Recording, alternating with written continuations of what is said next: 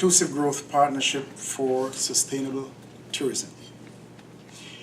Before we go any further, I'd like to at this time introduce to you members of the head table and some other officials who are with us, and then we'll have the official welcome by our Consul General this morning. Sitting up at the head table, beginning with my immediate left, is our Consul General to New York from Jamaica, Trudy Deans.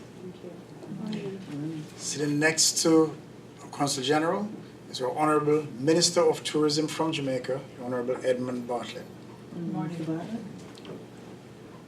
On the Minister's left is the Secretary General of the Caribbean Tourism Organization, Mr. Hugh Riley. Morning. And to Mr. Riley's left is the Chief Marketing Officer for the Caribbean Hotel and Tourism Association, Mr. Matt Cooper. Morning. Sitting up in the front row, to my far left, Mr. Delano Seavright, Senior Advisor to our Minister. Chairman of the Jamaica Tourist Board, Mr. John Lynch.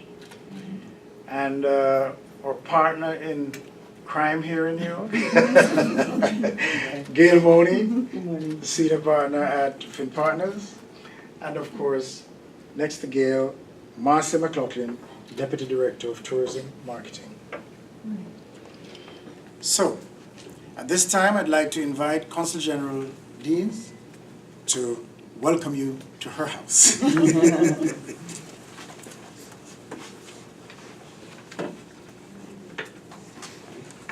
Thank you so much, Mr. Pennicook. Good morning, everybody. Good morning. I have the task this morning, but before I do so, I must say welcome to the Honorable Edmund Bartlett, Minister of Tourism, Mr. John Lynch, Chairman of the Jamaica Tourist Board, Mr. Paul Pennicook, and other senior members or delegation visiting from Jamaica.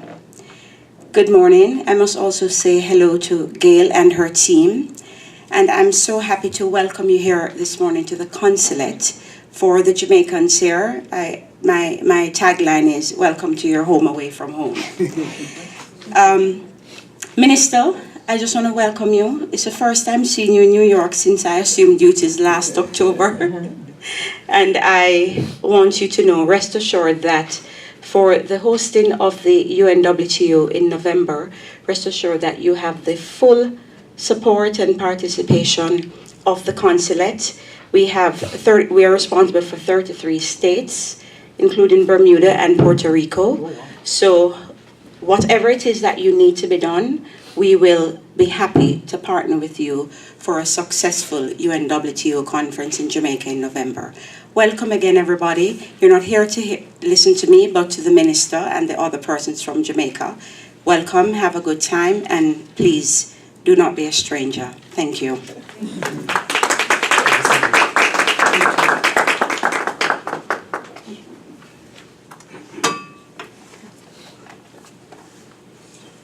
Thank you, Consul General. As was mentioned earlier, we're here to share some updates with you on this historic UNWTO conference on partnerships for jobs and inclusive growth through sustainable tourism, which is being held in Montego Bay, Jamaica, November 27 to 29 this year. Organized by the World Tourism Organization, UNWTO, the Ministry of Tourism of Jamaica, and the World Bank Group, in collaboration with Chemonics International, the conference is being held against the backdrop of the observance of UNWTO's International Year of Sustainable Tourism for Development. Our Honorable Minister will in a few minutes provide an overview of the conference, which is significant for us not just as a country, but as a region, which is why we're happy to welcome the partnership and support of both the Caribbean Tourism Organization and the Caribbean Hotel and Tourist Association. Jamaica is privileged to host the first conference of its kind, as this event signals the first time that the UNWTO and its affiliate members will stage a world conference on tourism in the Caribbean, or for that matter, in the Americas. The most important players in the global tourism and travel community, representing some 157 countries, will be in attendance at this momentous event. This will be Jamaica's opportunity to showcase our tourism product and further strengthen Jamaica's position as a world leader in tourism. Jamaica is renowned for being the birthplace of Bob Marley and, of course, Usain Bolt. However, those who visit the island are blown away by our natural beauty, our engaging culture, and, of course, the charm of the Jamaican people. And how could I forget the taste of our delicious, mouth-watering cuisine? Jamaica's tourism sector continues to make huge strides with regard to product development. Over the last 18 months or so, we have had another 3,000 new and or refurbished hotel rooms added to the island's accommodation stock.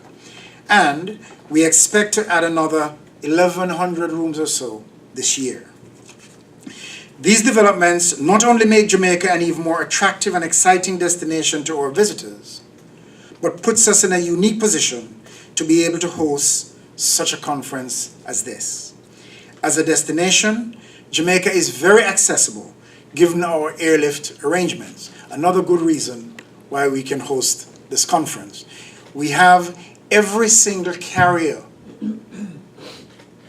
from North America, meaning the United States and Canada. Every single legacy carrier from North America flies into Jamaica, as well as a number of the LCCs from both the United States and Canada. In addition to that, we have non-stop airlift from the United Kingdom, from Germany, and from Central America, which covers all of Latin America.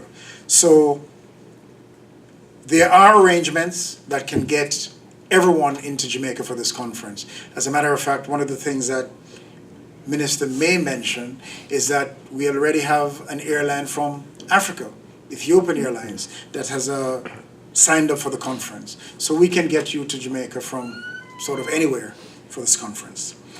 Additionally, with the Montego Bay Convention Center, the largest facility of its kind in the English-speaking Caribbean, we are more than equipped to offer the necessary infrastructure needed to successfully host this conference. Boasting more than 139,000 square feet of event space, the meeting, exhibition, and ballroom spaces provide a perfect location.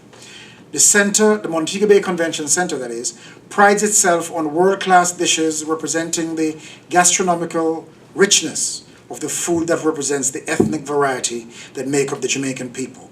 What better venue to have discussions on sustainable tourism for development than at the Montego Bay Convention Center with its exquisite views of both the Caribbean Sea and the rolling hills of Rose Hall.